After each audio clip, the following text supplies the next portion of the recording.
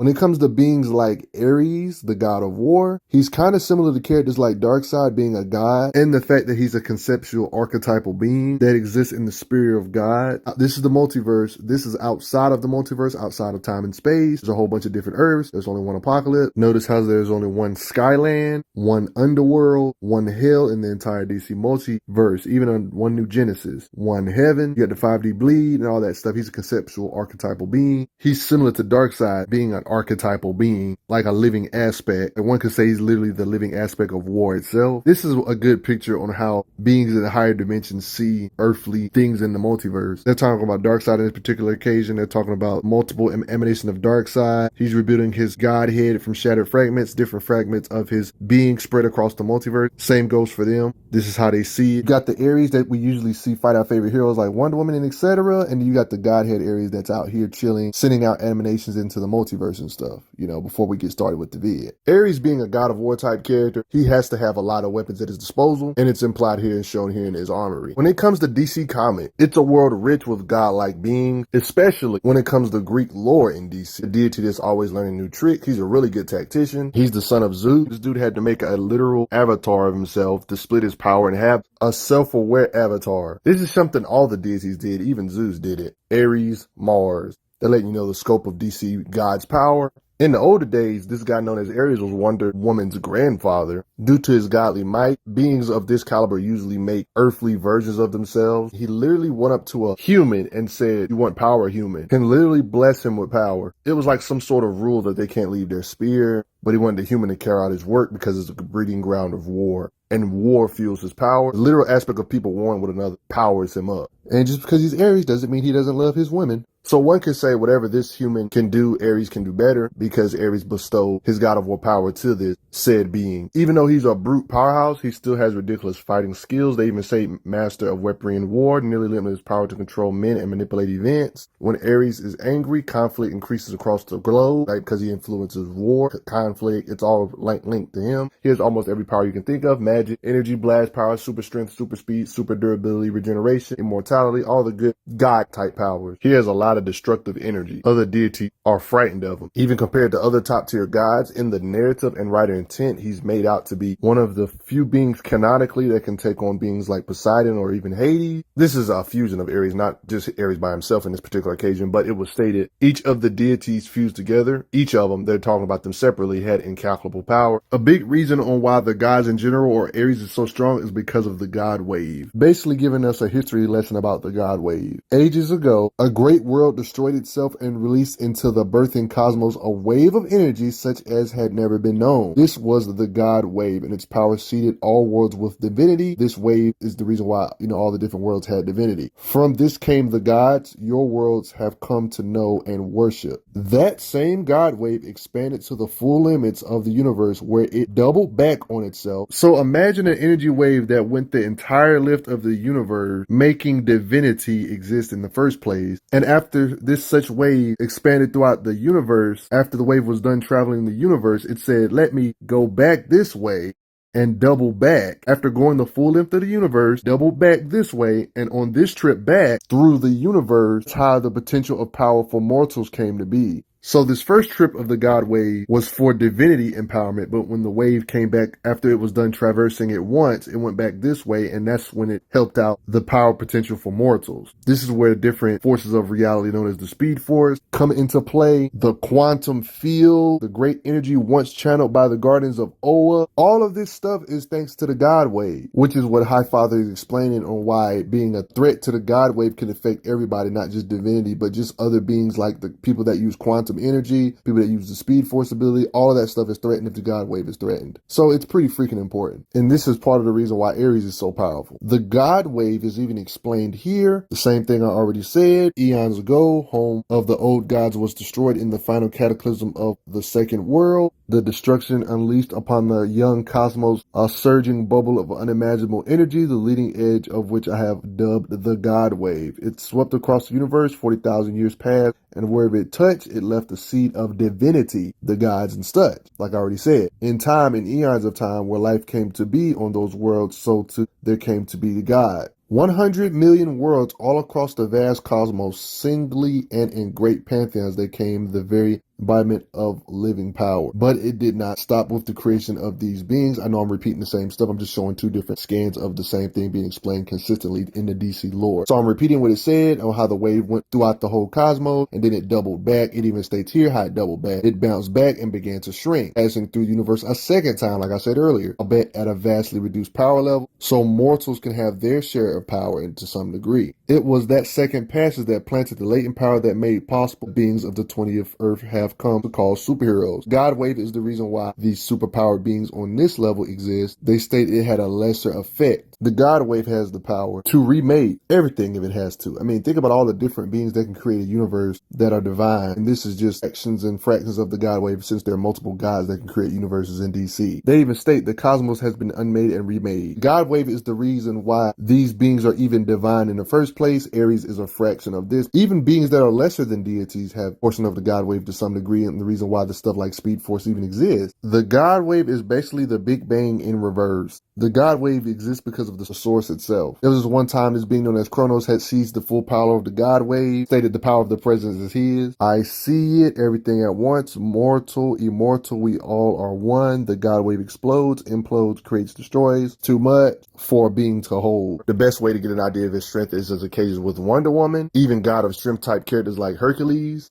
Yes, DC has their own Hercules. He has the brute physical strength, strangle beings like Wonder Woman, and she can't seem to just break out with ease, showing that he's pretty relative in her strength regard. Ares has the physical raw strength to literally blitz down a missile and catch it with his raw strength and just hold it, throw it, because he has super strength. In this particular occasion, tossing Wonder Woman to the side, he wasn't even necessarily attacking Wonder Woman directly and nearly kills her. Sending her sprawling, barely alive was definitely true, because he even takes out Hades to become the new lord of the underworld. And if you work with Ares, and if you decide to waste time, and Ares doesn't like it, he'll just take you out. Who do y'all think is a better fighter, Ares or Wonder Woman? Post in the comments below. Ares definitely needs to be brought up more. He knows every freaking martial art, strategy, tactics from the beginning of time. All martial art. DC loves their possible futures. Ares in the future supposedly took out everybody, even Superman. This is a common thing in comics where a possible future happens and it doesn't really come to pass because we know the heroes are still alive, obviously. And he did this in a possible future, then time travel, used the corpse of Wonder Woman to create genocide. Yeah, Ares made a dark version of Wonder Woman from the future out of her future corpse that ain't happened yet to fight the current Wonder Woman. I know that's crazy. Some future self of mine did this. All those people crippled my friends. But that's because that vessel was filled with his godly essence and no longer knows any part of you. He took a future version of her body, corpse, made her do his bidding, put some of his godly essence or empowered this same Wonder Woman. So it's kind of like Wonder Woman with Ares' power. That's why genocide was such a threat in the first place. Ares physically tussling or grappling with super strong people like Wonder Woman, with her struggling to break out of his grip, is impressive because Wonder Woman, in more recent comics like Rebirth stuff, Wonder Woman can literally move stars. Recent Ares, even in newer stuff, can still clash with her in context of strength. Her facial expression shows strain, showing that his raw muscles can clash with her strength. When it comes to Ares' striking power, he's definitely in the Wonder Woman ranges. Look, is literally blood, meaning that Ares has this level of strength too, because she's using her muscles that she used to pull the earth or sun against him. Don't matter, he still has the power to hold her in his grip. To really get an idea of Ares' strength, he can change his size to crazy scale. He can grow to the size the rival beings this big, who are literally as big as solar systems. In this occasion, it's implied he's bigger than planets as well. So being able to move or lift planets shouldn't be nothing to somebody on this level of power. To give more implication to Ares' raw strength in general, look at what he did to Highfather. Someone I got a video about on the channel, and is a constant threat for Darkseid himself, no matter which continuity. So that's impressive for Ares to be able to do that to him. On top of him already being that strong on that level, he has means just like a lot of other DC characters to increase his power via war. It literally strengthens him. Since he's a god of war, he can literally create weapons out of the blue. It even states on this occasion, with every blow, he grows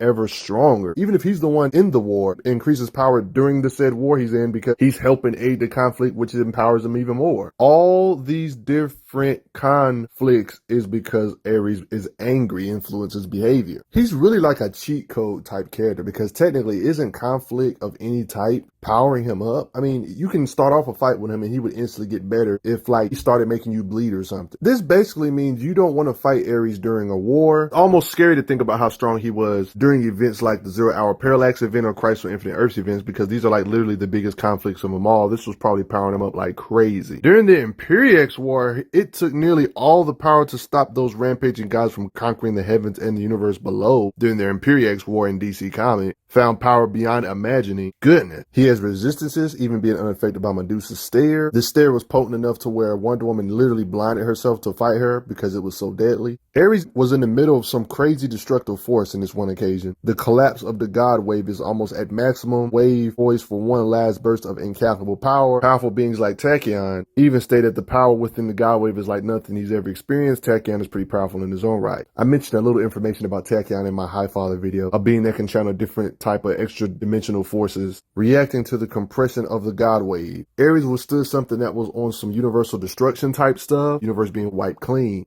You have to have time manipulation to be able to even talk to beings like this. It takes forever to even talk to them. As you talk to him, billions of years slap by. And Ares is clearly talking to these type of beings, or just full-blown magic. Like when he was the Lord of the Dead, he was able to summon phantoms at his beck and call, or summon undead soldiers that can restrain the Wonder Girl tier type character, people somewhere in that Wonder Woman reign. You can see his different versatile abilities, like showing stuff through his cape. Like he can literally just command soldiers to do his will. Implied he has fire manipulation, like burning your soul with fire. Can literally pull you from other places, like literally brought Wonder Woman from Tartarus forcibly. Got his little own mirror dimension when you literally go in the mirror and talk about things. This is like a godly thing when you talk to folks through mirrors. Ares seems to love to do it, or can literally just reach through the mirror. Like Cassandra was in the middle of a fight and Ares literally pulled her from the fight. Like, how? Because he's godly. And they're literally in the armory of Ares because he's magical. He can watch you. He even took the form of a watchtower, made an area in the arena where you can't enter it. One of you may die. No one can leave until one of you dies. When it comes to his energy projection, he can just clean the battlefield with the wave of his hand. And he has the ability to rip the soul out of you if you're a low tier. Rips his children's souls out of them, for example, even going as far as banishing them. So yeah, he has pure soul manipulation, something that was giving Wonder Woman a run for the money. The reason why she was blinded in the first place to fight the Gorgon, he just simply unmade her. Dude simply said cease. There's implications he has teleportation, like appearing out of thin air. Ares feels obliged to honor combat in his name. You will honor it in his law, he says. And Ares seems to have energy absorption. As far as my knowledge is concerned, correct me if I'm wrong, but I'm not aware of DC making crazy changes between the New Rebirth Pandora's Box or New 52 Pandora's Box, but in this era, he absorbed the Pandora's Box, or those energies, right? In newer stuff, they explained it like this, on how the Pandora's Box is to be comparable to a mother box. Like they even state, like the mother box, this is only one of many. And like the mother box, Pandora's Box can open a gateway to another universe, our universe. Also stated in newer stuff when it comes to Pandora's Box. Being compared to mother boxes is impressive because mother boxes are the only objects in the world that can access the energy of the source. Mother boxes have omni-knowledge. Other mother boxes have demonstrated the powers of telepathy, teleportation, energy manipulation, and energy transference.